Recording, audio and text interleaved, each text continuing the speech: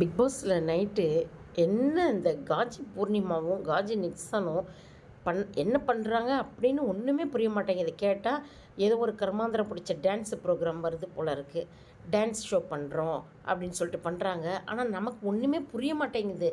இவ்வளவு அசிங்கமாக ஒரு அக்கா தம்பி உறவை சொல்லிக்கிட்டு இவ்வளவு அசிங்கமாக கூட ரொமான்ஸ் பண்ணி டான்ஸ் ஆட முடியுமா? அவன் எங்கெங்கெல்லாம் கை வைக்கிறான், இது அசிங்கமாக இல்லையா? அந்த காஜிக்கு பையனுக்கு ஒன்றும் தெரியுதோ தெரியலையோ, இது எரும மாடு வயசாகுது இல்லை இந்த பூர்ணிமாவுக்கு, அதுக்கு எங்கே போச்சு அறிவு? அவளும் கூட சேர்ந்துட்டு ஆடும்போது பிக் பாஸ் மக்கள்லாம் உட்காந்து பார்க்கக்கூடிய ஷோ.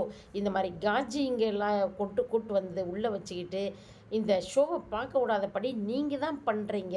பெரியவங்களோட ஒரு ஹாலில் உட்காந்து இந்த மாதிரி ப்ரோக்ராமை பார்க்கவே முடியல. இது உங்களுக்கு புரியுதா புரியலையான்னு தெரியல, இல்லை உங்கள் டீம் சொல்கிறாங்களா சொல்லலையா அப்படின்னும் தெரியல. படு